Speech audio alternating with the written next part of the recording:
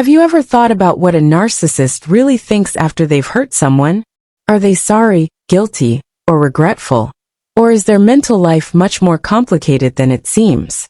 Today, we're going to talk about the deep-seated feelings that narcissists hide after hurting others. Emotions that they desperately try to deny, avoid, or make sense of. Understanding these hidden emotions will help you understand why they did what they did, and give you strength as you take back your own story. It's not just another expose on bad behavior. It's a psychological study of the hidden feelings that make narcissistic people act badly. You'll find out the truths behind their lies and how to protect yourself going forward by the end of this movie. But first, don't forget to click subscribe and on for notifications so you never miss information that will help you. First, let's talk about a basic fact about narcissists. They are very good at hiding who they are, both when they're with other people and when they're with themselves. At first glance, they seem sure of themselves, in charge and confident. But behind the mask is a web of insecurity, fear, and feelings that aren't allowed to come out. When a narcissist hurts someone, whether by lying, cheating, or being mean, they rarely take responsibility for what they did. Instead, they try to avoid taking responsibility, change the past, or just ignore the results of their actions. Yet there is a catch. Narcissists deny responsibility on the outside, but their inner world is much more complicated than it seems.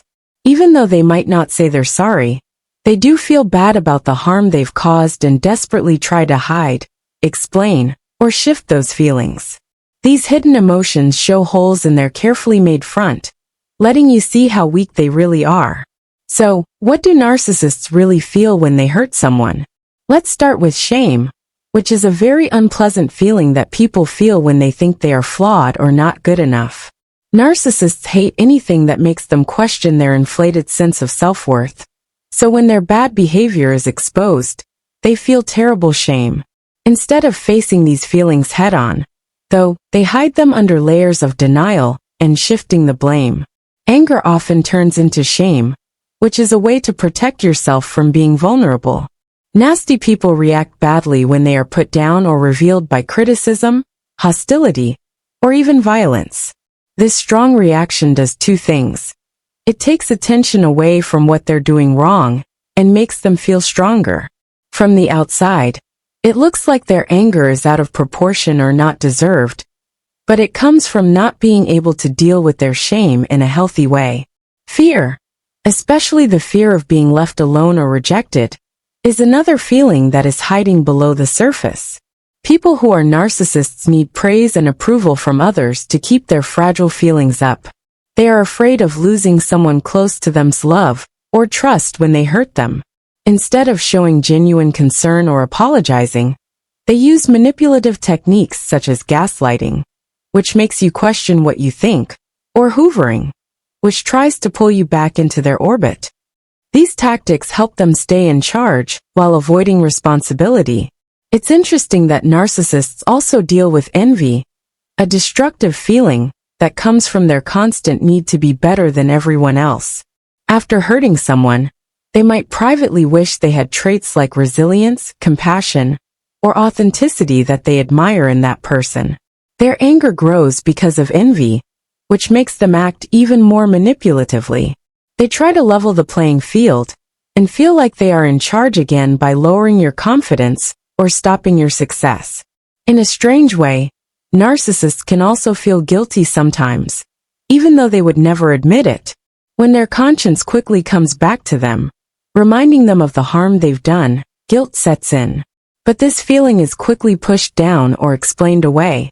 For example, they might tell themselves that you deserved to be treated badly, or that your response was too strong. By changing the way they look at things to make things better for themselves, they get out of duty and stop feeling guilty. In terms of psychology, these secret feelings come from a few main traits that are linked to narcissistic personality disorder, NPD.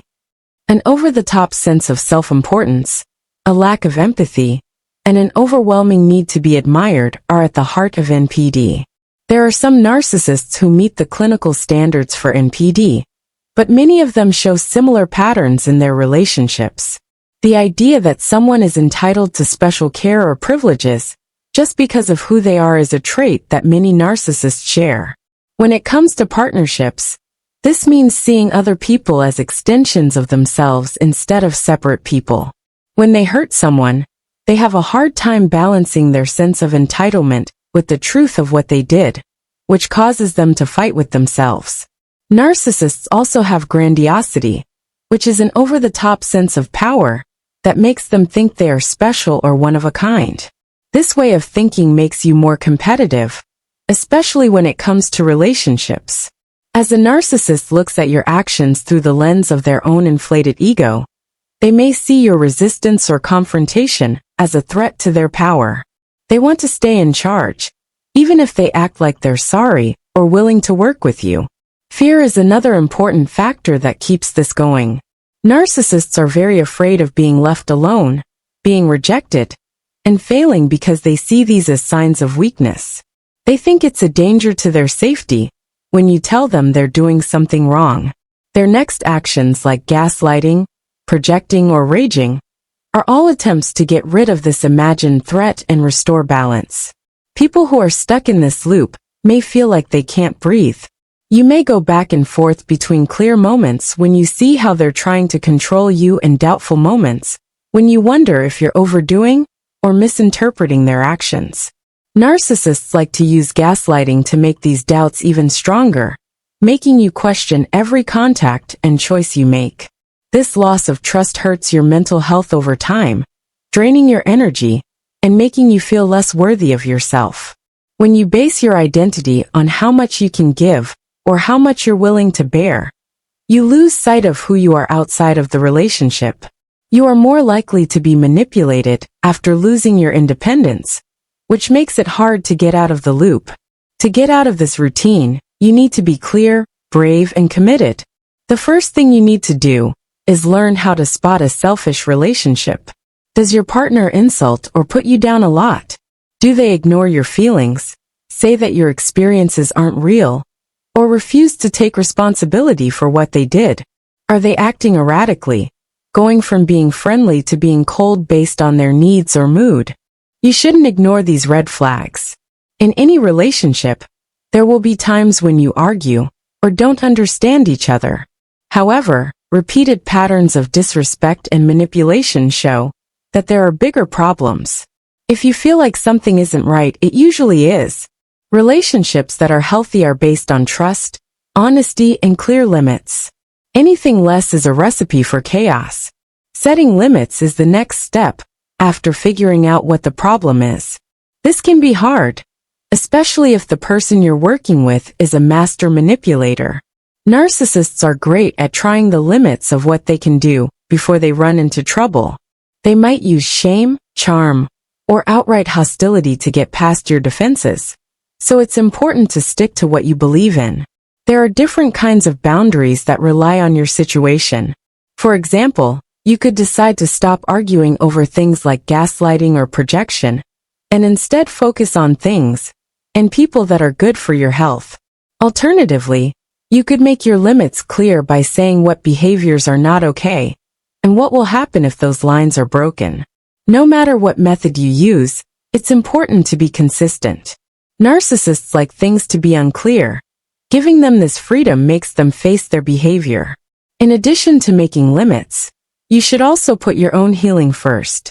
Surround yourself with friends and family who will support you, understand what you're going through, and help you grow. Get help from a professional if you need it, like through therapy, counseling, or support groups. Getting better from narcissistic abuse is a process, not a goal, and having a strong support system is very helpful. Remember that you deserve better as you go through this. No one should have to deal with the chaos and misunderstanding that a narcissist's games cause. Your worth isn't based on their love or support. It's something that you are, and you can't change it. Realizing this truth, and refusing to settle for anything less, is the first step to reclaiming your freedom. To learn more about why narcissists keep these thoughts hidden, let's look at them in more depth. One idea is that their reactions are caused by unresolved attachment problems from when they were kids.